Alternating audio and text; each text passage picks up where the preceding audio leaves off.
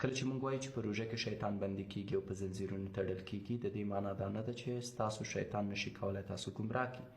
شیطان په زنځیر تړل کیږي، اما د هغه سپي په څیر چې د هغه زنځیر 3 متره دی.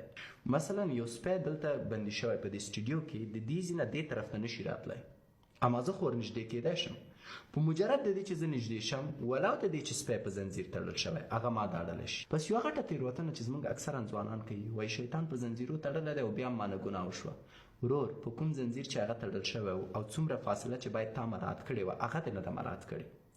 یا بل مثال ورکو، ځنګل دی، په ځنګل کې زمری دی، زمری اوده دی، مړه نه دی، زمری اوده دی او ته باید د دې ځنګل نه آرام تیر شي. اوس فرید چې دی دلته مشکل لري، د ده خو آرامه تګ نه خوښېږي.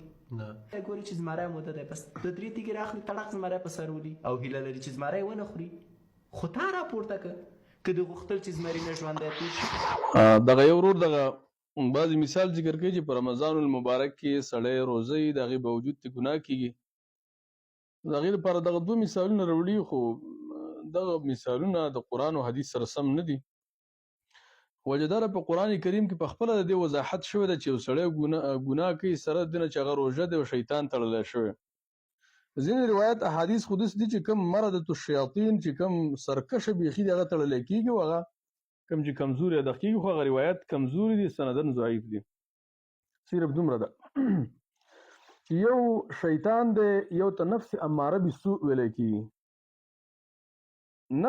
شیطان خو دغه دی چې سړی په ګناه باندې مایله کوي، ګناه ته داخل کوي. ځینې وخت کې شیطان نه وي، هر څه په شیطان راړول هم نه دي پکار. ځینې وخت کې شیطان نه وي، د انسان په دې نفس کې خپل داسې یو خباثت پروت وي، داسې یو پلید صفت پروت وي، هغه سړی په ګناه مایله کوي. که موږ وګورو د سوره یوسف واقعې ته، د یوسف علیه السلام چې د هغه زنانه سره کوم واقعه راغله، نو هغې زنانه چې کله په خپل ځان باندې هغه تهمت، هغه خبره په ځان باندې ومنله د یوسف علیه السلام، بیا یې دا خبره وکړله چې ان النفس لاماره بالسوء. نو هغې نفس اماره ذکر کړو چې نفس دا انسان په ګناه باندې مایله کوي.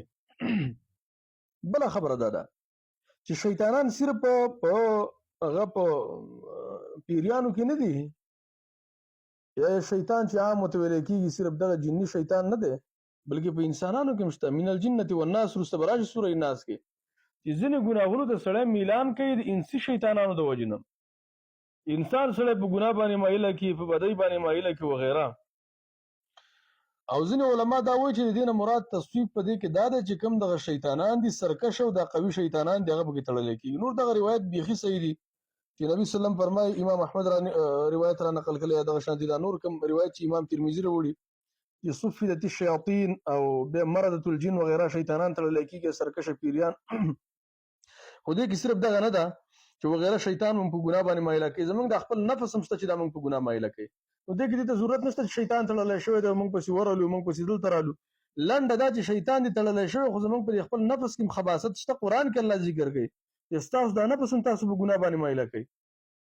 نو خپل نفس هغه ملامته کول پکار دی، صرف شیطان نه دی چې شیطان په ګناه سړی مایله.